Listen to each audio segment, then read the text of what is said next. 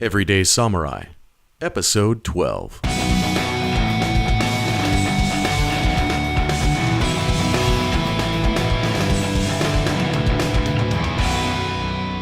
Greetings, friends, and welcome to Everyday Samurai, in service to your liberty and the security of a free state. Thank you for joining us once more. We appreciate you being here, participating in these explanations of martial virtue and truth-seeking in the service of justice. If you like the show, we'd appreciate you doing a few things to help us out. The first is to share it with a friend, someone you think would resonate with the message, perhaps tagging someone you know while sharing it on social media. And the second thing you can do is to give us a rating or a review on iTunes or the podcatcher of your choosing. Today, we will examine the nature of conflict, how conflicts arise, and the most efficient ways of resolving or preventing conflict. In this, we are talking about physical conflicts, the clash of individual and collective wills, not just within an intellectual or emotional realm, but at the kinetic level where physical bodies in motion are clashing or acting in opposition with one another. It is the realm of war, Dar el-Harb, as they say in Arabic, where things get destroyed and people get maimed or killed. This is not some spiritual notion like the way of the peaceful warrior or some other ephemeral concept, although war has devastating consequences to the human spirit. Successful strategies for prevailing over conflict, therefore, have the potential to preserve and elevate the human spirit, which is why Sun Tzu stated quite frankly in The Art of War that one cannot but consider it. But first, let me proudly announce the bonuses you'll receive if you purchase a tactical pen through shop.everydaysamurai.life. The Tactical Pen Basics ebook is now complete and available on Apple iBooks and Amazon Kindle. But with your purchase of a tactical pen through our site at shop.everydaysamurai.life, you'll get the book in the format of your choice for free. So the EPUB, Mobi, and PDF versions of the book are yours as a bonus with the purchase of any tactical pen from our shop. There are a few other goodies in there as well that I'm sure you'll enjoy because at shop.everydaysamurai.life we take service seriously, and rising above your expectations is simply what we do. So check it out today. That's shop.everydaysamurai.life. Okay, I'm also going to upload a PDF of the slides I'm using to outline my comments, so it may be of interest to you to check it out on the show notes page. And with that, let's jump into the nature of conflict. We'll also be using our analytical methods to look at a case study from Japanese history known as the Revolt of Taira No Masakado, who is also known as the first samurai. So, human conflict occurs within the realm of human action. That is, we recognize that humans act. And this axiom, this action axiom, understands that human beings act to move from their present state to a greater state of satisfaction. That is, that humans act to satisfy their desires. And action occurs in the material world or the manifest realm.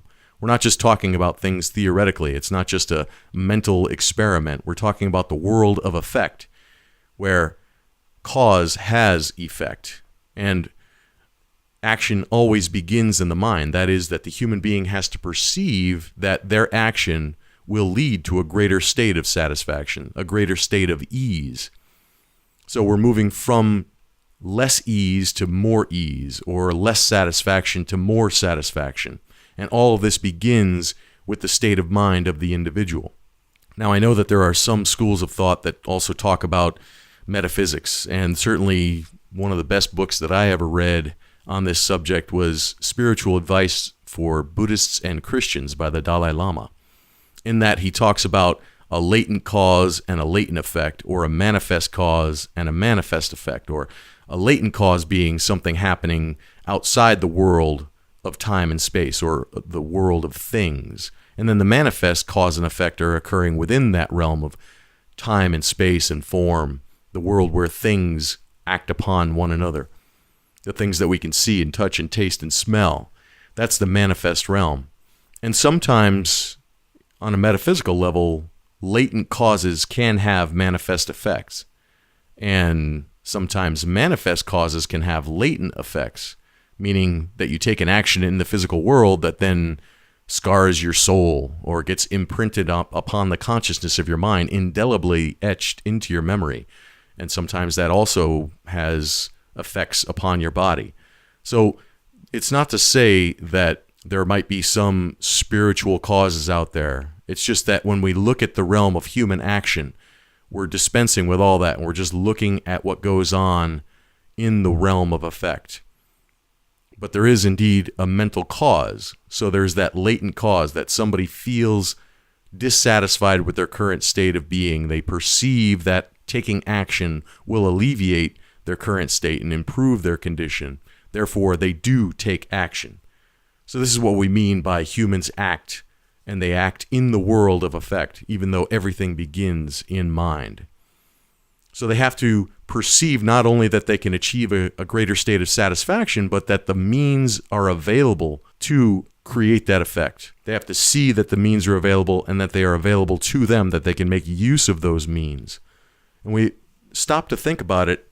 All action in the manifest realm, all action taken by human beings occurs because they perceive this. And we're talking about physical means that, again, people see as an opportunity to improve their condition. And we understand that this fundamental nature of human action occurs prior to anything that we can ever test. We can't test what somebody's thinking before they actually state it, which indeed is an action in and of itself. The action axiom is a claim that precedes testing. And we don't need to go out and measure things after the fact to prove that human beings take action. We don't have to measure this or take a poll to figure out that people move from their present state in order to improve to a higher state of well-being in order to take action. That's one of those things that we take as a given. It's embedded in the fundamental nature of reality. There's a way of studying this. We call that praxeology, which is the science of human action. And these fundamental truths were most eloquently established by the Austrian School of Economics, which was started by Karl Menger back in the late 1800s. But its foremost proponent would be Ludwig von Mises, and he really propagated the school of Austrian economics, and most notably in his book, Human Action from 1949.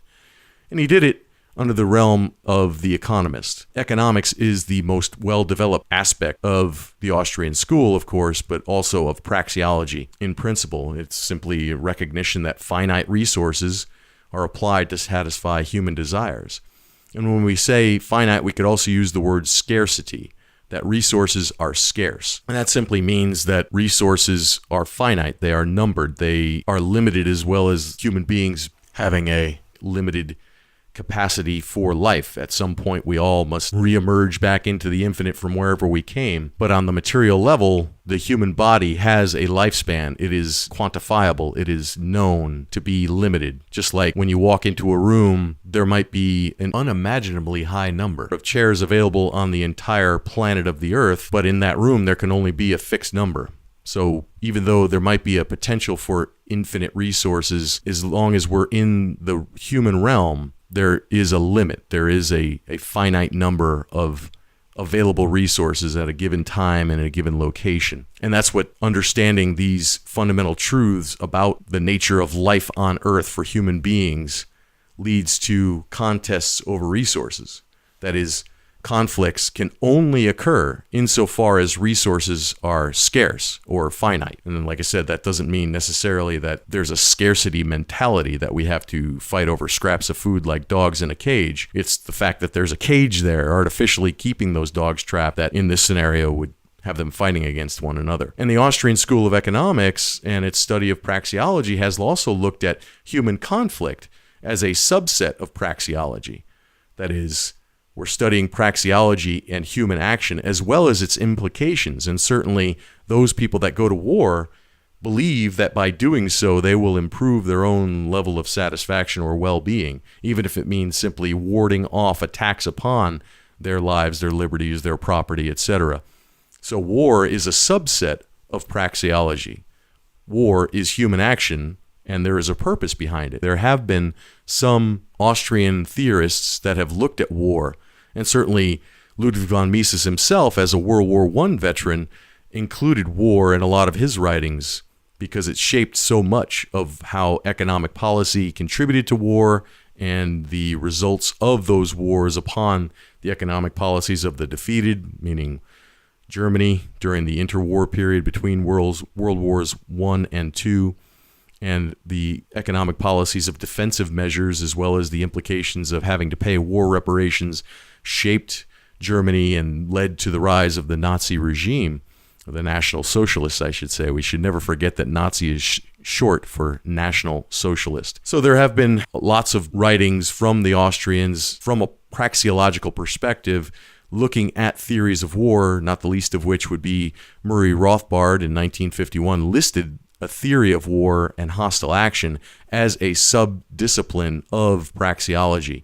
And then he talked about that also in his monumental book, Man, Economy, and State with Power and Market, to look first and foremost at hostile interventions upon the marketplace of exchanging goods and economic satisfaction. When governments come and regulate economic activity, they are in fact intervening upon what would otherwise be peaceful transactions between consenting adults, particularly when you look at incidents where police are choking somebody who winds up dying simply because his cigarettes were untaxed. Government intervention in the marketplace is inherently violent, and all such interventions take place because there is the threat of force. But then we can also look at actual war, not just market transactions, not just regulatory functions, but actual war.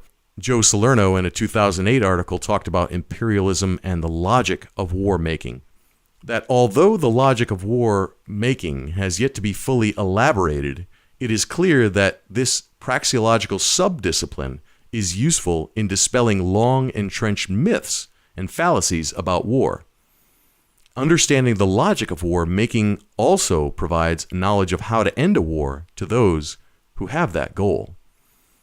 So praxeology and the study of human action when it comes to war is a discipline of Austrian economics, is a subdiscipline of praxeology, and it can help us to dispense with a lot of the myths surrounding hostile action. There are some fundamental truths that we can discern through this understanding of reality, and we recognize that conflicts occur only insofar that resources are finite, and that conflict involves two or more people making a claim upon the same use of a resource. So in order to use goods to satisfy our desires, we have to have physical control over them.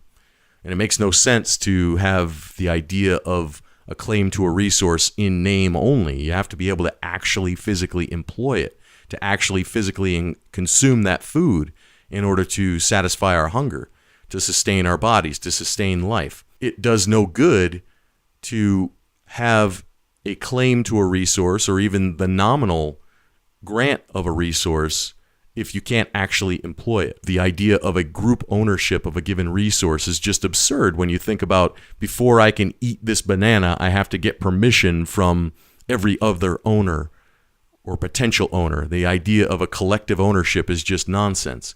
It's nonsensical to think of having to wait or having to get permission in order to make use of them. This is why we come up with the idea of a property right. A property right is a signal to other potential consumers that this given resource, this particular resource, is owned by someone else. Therefore, that person has the right to own it, to consume it, to transform it, to trade it, to do whatever they want with it in order to make use of it to increase their satisfaction. But also it's a signal to not encroach upon that person's claim. And therefore, we can avoid conflict. And one of the key insights from praxeology is that if resources were infinite, no conflict could occur. And this requires quite a bit of contemplation. All these different types of notions of utopia. So Ludwig von Mises even tried to imagine that and used this story of the land of Cockaigne, which again is another Garden of Eden type scenario where you're able to just walk around and roasted chickens would fly directly into your mouth and you could think of the word banana and it would already be available and you'd be chewing on it, or free love and readily available sex, and everything that you could ever think of as being a desire would readily be available to you. So all these notions of utopia, again, always take place in the manifest realm. They take place in the land of time and space and form. And the very notion of time and space and form implies finitude, or finite resources. because there's always a scarcity as long as we are in a physical form, not the least of which is our own human body, as well as the space that we are standing upon. And always, time is a scarce resource because the physical body has imperatives that must be satisfied in order for it to continue living. And at some point, that body will come to an end. It will come to a physical demise. Therefore, time is always ticking for all of us. Memento mori, we have to remember that ultimately all of us must die. So we do the best to sustain our lives by consuming physical resources. But what happens if someone else wants to stand where we're standing, or to compel an action upon us that they would desire, rather than pursuing our own ends? The use of the human body is also a finite resource, and it's also included in many other theories outside of praxeology, outside of the Austrian School of Economics. The idea that I want you to say something that would please me, bending the knee, so to speak, from the Game of Thrones references, historically speaking, when it comes to aligning yourself with a king. And throughout history, how many Christians died because they wouldn't say that the king was the main servant or main outlet through which God's word flows into reality. Because you would not swear fealty or allegiance or acknowledge the authority of a king in all things temporal and spiritual. How many people died for their beliefs? How many people in their younger days encountered a bully that would make them say they're the best, say I'm the greatest, and refusing to do so led to a punch or some sort of harsh treatment. That sort of bullying occurs when someone wants someone else to perform a physical action with their body and that someone else does not want to do so. That's also a source of conflict. There might be a lot of other theories to explain this, but ultimately we're talking about the use of physical resources to satisfy someone else's desire. This theory of praxeology encompasses other theories of competition and conflict. And we'll talk a little bit about interspecies dominance. So we're talking about compelling action or compelling behavior in order to establish dominance. And that this also includes prestige and authority. It implies also the command of a resource. And some of you might be able to remember that game that children play, at least I remember, King of the Mountain. And whether it's the king of a higher place or just standing in a circle and saying, no one can enter my circle, and then having people challenge that, that's a game that people play, but it's also a very real game that occurs in history. The surface of the earth has different resources and different qualities, and some people might prefer to use that same space. Some people might want to all live on the beach or on the top of the mountain or close to the water source. Inequality is built into time, space, and form. It's built into the crust of the earth. Therefore, overcoming inequality is something that can never happen because people want to use resources that are not evenly distributed. And they might want to use them at different times or all at the same time. And again, time is a different experience for each individual. There can never be a clear, even distribution of resources at any given time, and especially over a length of time. So we have to keep that in mind whenever we look at conflict. And in order to play King of the Mountain, which is a very real game, the king must be over something. It must have a physical space. It must have a physical shape. One of the things that we can also learn from praxeology is a clear axiomatic statement that two objects cannot exist in the same space simultaneously. You might say that quantum physics disproves this, yet I would question whether or not a quanta is actually a physical object. I would question whether or not time is the same at the quantum level that we understand it in terms of time, space, and form. So therefore, we know a priori that these things need not be tested. You can't put two rocks in the same space at the same time. You have to move one out of the way before another one can move into that space. This truth will come into play later when we start talking about edged weapons combat and trying to occupy the same space between a blade and a physical body. And similarly, no thing can be exclusively owned at the same time by two people. They might have joint ownership. They might have an agreement as to joint custody of a physical resource.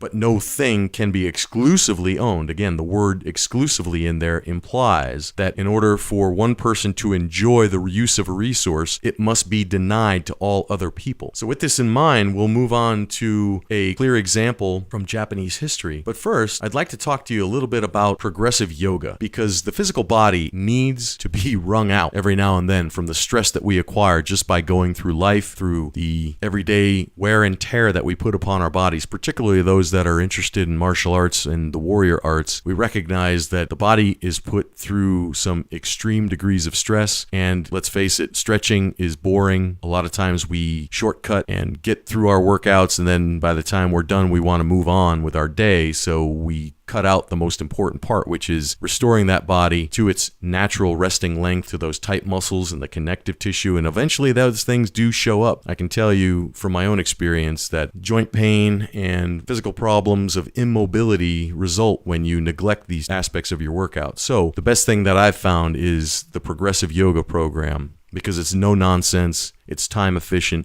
it's comprehensive, and it's practical for resetting the body in every way. So check out everydaysamurai.life/progress to figure out the best way to get back into your peak physical condition. And it's not just about the physical body, but also the nervous system. And I would suggest that you really look into yoga step by step in a way that's fun and easily built into your workout sessions. That's everydaysamurai.life/progress. So, Taira No Masakado. I'm going to read from a website that talks a little bit about his rebellion. And the website is yokai.com. And it gives a very good background to his history. So I'll just read from here. Taira no Masakado was born into the Kanmu Heishi. The clan of Taira descended from Emperor Kanmu. It was an elite family. Masakado had a privileged childhood in the capital, after which he settled down in Shimosa province in eastern Japan, northeast of modern-day Tokyo. His troubles only began after his father died. Inheritance laws at this time were not firmly established, and his uncles tried to steal most of his father's land. They claimed their royal lineage gave them the right to do so. In 935, the dispute with his family members broke into outright battle. Masakado was ambushed by one of his uncles and a number of Minamoto warriors. But Masakado was a powerful warrior. He quickly defeated them and then took his revenge by burning their lands, ravaging the countryside, and slaughtering thousands. This brought him into conflict with other relatives by blood and by marriage, who brought their dispute to the emperor. Taira no Masakado was summoned to court to answer charges of the relatives of the dead Minamoto warriors. Masakado was not only brave, he was also smart. He had taken great pains to remain within the law and prove that he had good reason for his killings. After only a few months, he was fully pardoned when the court offered a general amnesty in commemoration of Emperor Suzaku's coming of age. Taira no Masakado returned to his home, but soon found himself under attack. This time, it was his father-in-law and his relatives. Again, Masakado quickly defeated them. To avoid stirring up more political trouble, Masakado received a warrant to apprehend his attackers. Now, with legal sanction for his military action, he stormed into their lands on a quest for revenge. In 938, Taira no Masakado received another court summons for questioning about a quarrel with one of the cousins who had attacked him. This time, Masakado ignored the summons. He raised a large force and invaded Hitachi province. He conquered 8 provinces: Shimotsuke, Kozuke, Musashi, Kazusa, Awa, Sagami, Izu, and Shimosa. The whole time he maintained his innocence, insisting that his campaign was legal under the terms of his warrant. The government was seen as ineffectual, and the nobles as abusive by the peasants at the time. Taira no Masakado, on the other hand, treated the peasants of his conquered domains much better than their former masters did. His insurrection was seen as salvation by many peasants. They welcomed him gladly. The court feared that Taira no Masakado was preparing to overthrow the government and declare himself the new emperor of Japan. He was condemned as a rebel and a traitor. A number of warriors, including Masakado's ally, Fujiwara no Hidesato, and some of his own relatives were commissioned by the government to take his head. They caught up with Masakado's army in Shimosa province on the 14th day of the second month of 940. They attacked during a night ambush and quickly defeated the rebels. Masakado's men were outnumbered 10-1. Masakado was beheaded, betrayed by his family, and the head was brought back to Kyoto to be displayed in the East Market as a message to would-be rebels. And then it goes on to describe how the legends around this severed head turned into a ghost and flew all the way back to what is now known as Tokyo. And if you've ever been to the grave of where his head apparently is interred in Tokyo, there's an interesting inscription there that I'd like to read from one of the photos that I've taken. And this is also a designated cultural property within the Tokyo metropolitan area and is part of the Kanda Myojin shrine system. The Masakado Zuka enshrines the decapitated head of Taira no Masakado, a descendant of Emperor Kanmu and a well-known hero of the eastern region of Japan. A precursor of the samurai warriors, Taira no Masakado carried out political reforms in the Kanto area, the region surrounding Tokyo, and became immensely popular among the common people for helping the weak and poor and fighting against oppressors. His courage and audacity were in a sense mirrored in the samurai spirit, as well as the ethos of Edokyo, or Tokyoites. In 940, Taira no Masakado was defeated and killed in the Tengyo no Ran, his struggle with the government, and his decapitated head was put on display in Kyoto. Legend has it that it flew all the way back to Kanto area as a vengeful spirit and finally landed in this spot. People believe that such vengeful spirits, which were thought to cause plagues, could be appeased by worshipping them as guardian deities. Thus it was that in 1309, Taira no Masakado was enshrined as one of the deities of Kanda Myojin, or Kanda Shrine, which was originally located on that spot. And I think that also speaks to the need to pray for those defeated, even when they are considered rebels against the government. In today's day and age, Americans can take heart and listen to that lesson when we talk about Civil War dead and the monuments to certain Civil War figures. Rather than trying to erase the past, we should simply honor it and respect it for what it is and learn the lessons of dangerous conflict. But Masakado's rebellion brings to us some very key insights that we can examine through the lens of praxeology, because we look at how the structure of Japanese society was at that time, and we can know that a lot of the dissatisfaction from the peasants and from the other noble houses came from the way that society was structured, the way that government derived its tax revenue, and the way that justice was so arbitrary. So, as the story indicates, he was ambushed by his uncles. He was a known figure that was well respected in the community. He had mediated a number of different disputes, and that he had gone to the court to make his claim for his own lands, and twice successfully defended them, obtained warrants to pursue and capture and punish those that had committed crimes in his territories. And it was because of the nature of the family system at that time. The family units were self-selecting. And I'll read from a paper a gentleman named Spafford called What's in a Name? House Revival, Adoption, and the Bounds of Family in Late Medieval Japan. And this again comes from a later period of Japanese history, but the early prototypes of what would later become more formalized were already present at the time of Taira no Masakado. So I'll read, quote, "Understanding the house as a corporate kinship group emphasizes the centrality of its landed property in both sustenance and its identity, as well as the importance of housemen and other non-kin in the existence of an organization." So we have to understand that Japanese society was arranged and its law enforced based on locals and the warrior strongmen that composed those houses.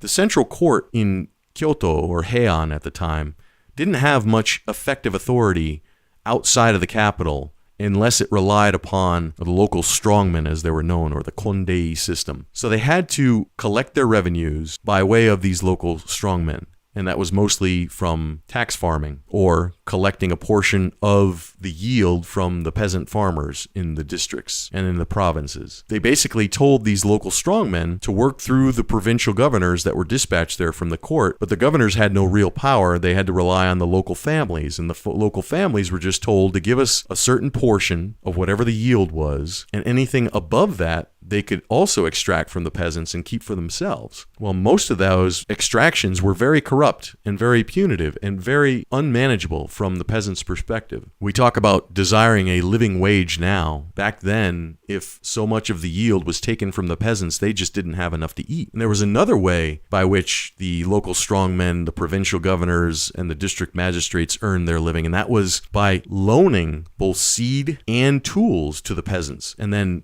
having exorbitant interest rates on those loans. So not only were they taking from the yield, but they were also getting additional payments from these peasants because of what they had been loaned, either in the way of tools, in the use of horses, or other cattle and livestock to till the fields. The warriors were also granted titles based on their hereditary status. So group selection for the houses were very important. People were very interested in who they let into the house. And it wasn't necessarily, as I read earlier, it wasn't just about the bloodlines, but it was about the name of the organization overall. Most of these houses would also allow for inheritance of land based on mostly the patrilineal line. Women had property, they could pass it down to their husbands in a limited extent. However, for the most part, the male line was what was important, and warrior families would shop their daughters around for prearranged marriages in hopes of elevating their status. So for this, I will read from William Wayne Ferris's book, Japan to 1600, A Social and Economic History. Quote, fathers wanted literate, attractive daughters to help them secure an appointment to a wealthy province. Striking up a liaison with a high-born man and writing a paean to his abilities was one means to that end. Close quote. But then in another book of his called Heavenly Warriors from 1996, he classifies Masakado's rebellion and the dispute with his uncles in terms of interspecies dominance. It was all about who was going to be the top dog. They did not want this young upstart Masakado to come into the house. They needed to establish their dominance over him. Therefore, when he refused to submit, they had to strike out against him. And that was why they started these disputes with him, starting in 931 and then several times attacking him. That carried on until 940 when he was ultimately killed. This I find highly unsatisfying when you just look at it as interspecies dominance, particularly when we've been informed by the understanding of it always being a contest over resources. Carl Friday is another author who wrote about Masakado's rebellion in his book First Samurai from 2008. And he uses the term First Samurai purposefully because Masakado was the first time that a warrior had struck out and said, this law is illegitimate, I'm going to form my own law. I'm going to become my own emperor. I'm going to be self-governing, and I will use my warrior skills to do so. It wasn't the first time that there was a rebellion, but it was the first time that someone actually looked at the existing political order, the existing legal order as illegitimate, stepping into that realm on his own to declare himself a law and his ability to govern his territory without the need for any external authority. So it was the corrupt nature of tax farming as well as the changes in personalities in different positions that led to such arbitrary law, which is why I go to that great philosopher Jay-Z in one of his statements from one of his songs where he says that the industry, meaning the justice industry, is shady. You need to be taking over. And that's exactly what Masakado did. He said, you have looked at my case several times and found my claims to be legitimate. And now because there's different people involved, there was a change of governorship that was more aligned to his uncles, and all of a sudden the court changes its position on land titles. And the problem with Masakado was that he took it to the extreme. He burned villages, he attacked government offices, he actually invaded district offices. The fact that he declared himself emperor is what led to extreme retaliation.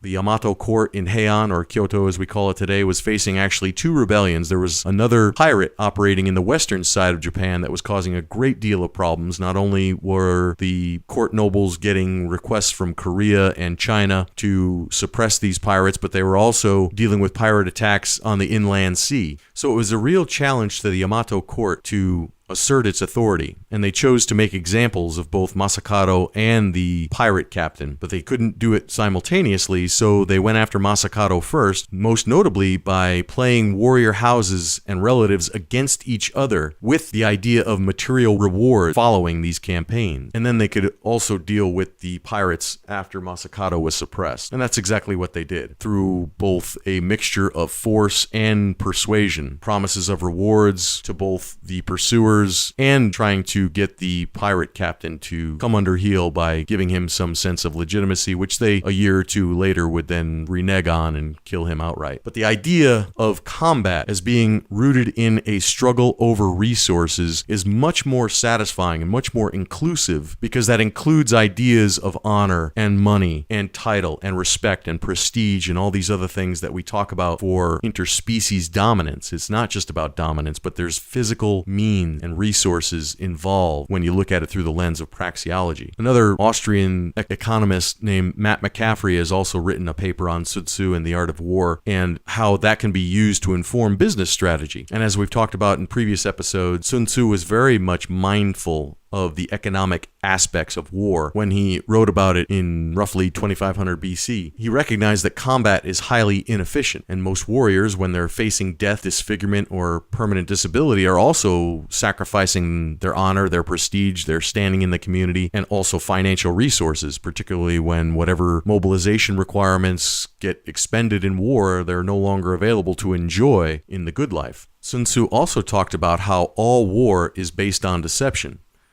He advised that whenever near to appear far, whenever far to appear near, to engage with the conventional but achieve victory through the unconventional. So we have to let go of everything we've been told about samurai warfare, particularly when it comes to these noble warriors standing face to face and challenging each other. All that took place later. Forget about Bushido. All that came after the status quo was established and people were trying to maintain their position. These house codes and all these other things that locked people in to a certain status were all later conventions that were there to benefit the ruling elite. Ambush and subterfuge were the common tactic for Bushi in 939. And I'll quote from Carl Friday's excellent book, First Samurai. Warriors made little time for ceremony in their battles. Their concerns lay overwhelmingly with accomplishing their objectives in the most efficient way possible. A fondness for surprise attacks and ambushes represents one of the dominant themes of Japan's military history. So now that we've seen through two different approaches to Masakado's rebellion, the first being interspecies dominance and the other one being praxeology, or rooted in political economy, which deals with resources, satisfaction of human desires using finite means. We'll talk about some of the lessons that we can take away from this. But first, if you're interested in combat, if you're interested in real-life self-defense, and you want to acquire combat skills that are focused on reality and untainted by this sporting mentality, then check out everydaysamurai.life /real defense. This comes from Mike Gillette, a guy who's been there and done that. And he'll give you the lessons that you need from practical experience from law enforcement and other protective operations. So check out his program at everydaysamurai.life /real defense. So what can we learn from this historical case study of Masakado's rebellion? We've looked at it through both the lens of interspecies dominance theory as well as praxeology, and I think that it is much more satisfying and more encompassing to use praxeology and the understanding of human action to understand fully that conflict is always, at essence, a dispute over resources, that is, property. Praxeology encompasses those theories of prestige and interspecies dominance. We understand that property rights are there to avoid conflict and settle disputes, but these claims of exclusive use of a resource require security. And whenever a conflict arises, it's about determining who has the legitimate property right.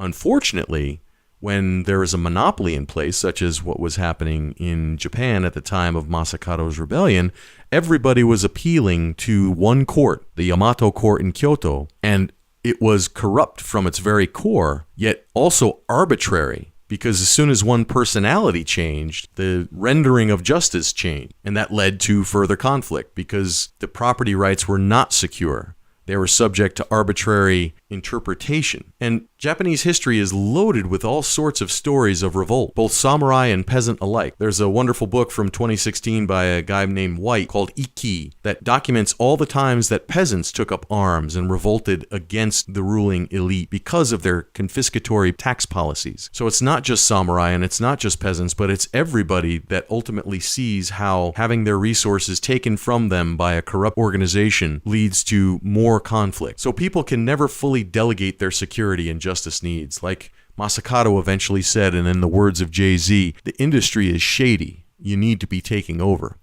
And that's exactly what the United States Constitution was supposed to do, to no longer leave a monopoly in the hands of some central authority, but to keep we the people, first and foremost, as the executives of law. And that's exactly what Article 1, Section 8, Clause 15 is about, that the militia of the several states are there to execute the laws and repel invasions and suppress insurrections. That power to call forth the militia might be invested in the hands of the Congress, but there's a check valve in place called the governors of the states, and then the actual militia companies themselves, whether or not they participate in the enforcement or the execution of certain laws. So government can only supplement our own personal security efforts.